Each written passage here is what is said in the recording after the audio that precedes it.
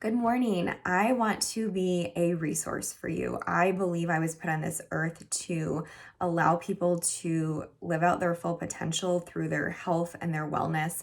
I'm working with people with their nutrition, but it goes so much deeper than that. And during this time, I think it's very important to understand the value of our health. If that's not recognizable right now, I don't know what else of a wake up call that you need, but really working preventatively towards making sure we're taking care of ourselves because that is our most valuable asset. So I want to share with you today on just kind of shifting your perspective and allowing you to thrive in this situation the best you can. So rather than allowing fear and anxiety and panic to consume you, because it's very easy to do that, shifting your frame and really focusing on how can you let this circumstance, rather than feeling defeated, try to conquer this. Like, how can we conquer the situation? This is our reality right now, and we're all in this together. We're all going to get through it as an economy. Like, this is, from past history,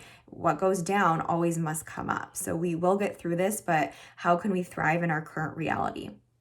So just starting to create a new normal for yourself, and this is a new routine. And I just want to share with you what's been really helpful for me, because I've been working from home for the past 8 months and I love it. Like, I absolutely thrive doing that. And I just want to add some value of things that have worked for me. I was working in a corporate setting for several years before this, driving 45 minutes each way and, working those hours. And I transitioned to working from home.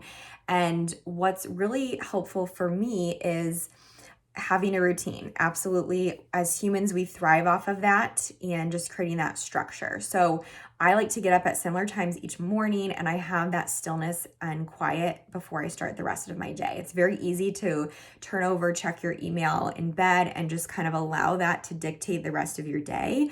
But if you can give yourself this space and choose how you're going to move into the rest of your day, it's really powerful. So I like to get up and, have my breakfast, have that time for myself. I do a one-page devotion.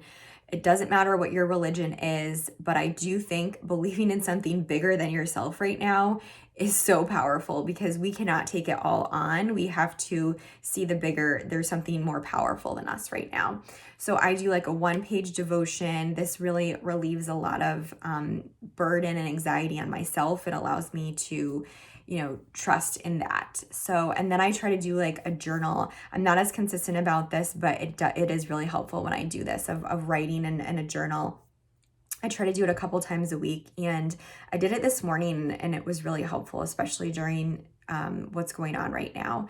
So, and then I take my dog for a walk, and this is like a non-negotiable for me. If you know me, this is just what I do in the morning, no matter what the weather is. I dress for it. I'll put on a positive podcast or some relaxing music, or I'll just walk in stillness, which sometimes is just what I need to not have something noise around me and just have a walk outside, and it is so therapeutic. So that's how I start to move into my day.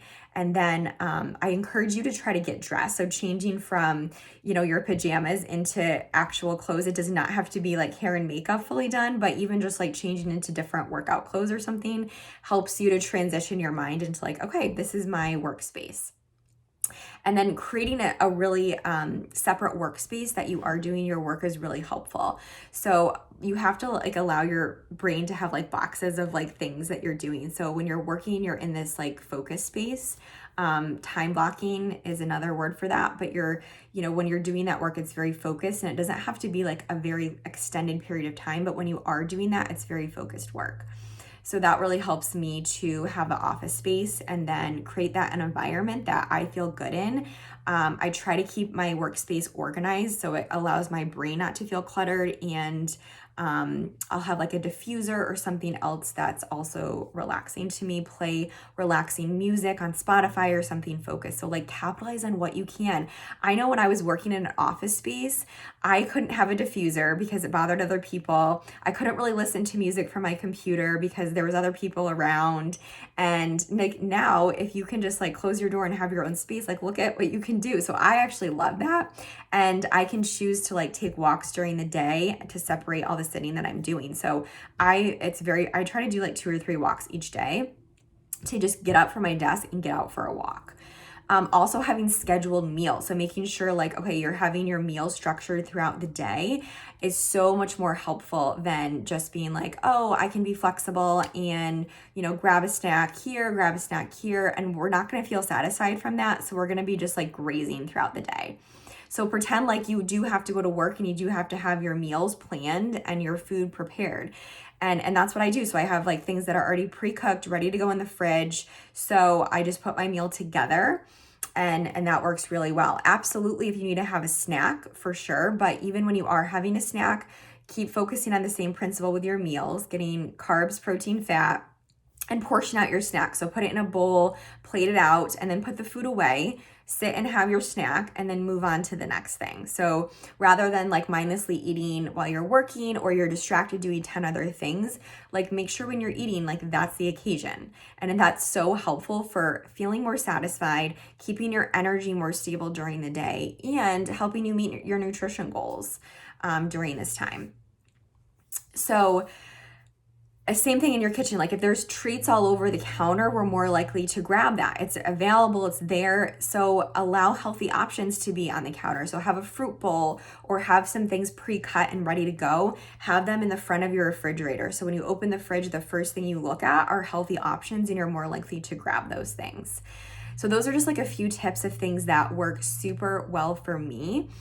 Time blocking your time with tasks, and then lastly, getting plenty of rest and sleep. So make sure you're prioritizing allowing your body to rest and be still during this time. Like literally, this is the world telling us to slow the heck down, and capitalizing on this rest and stillness and getting quality sleep at least 7 to 9 hours per night. Read a book that you've just been like really wanting to read. There's so many good meditation apps that you can utilize to help with just like your mindset and clarity around that.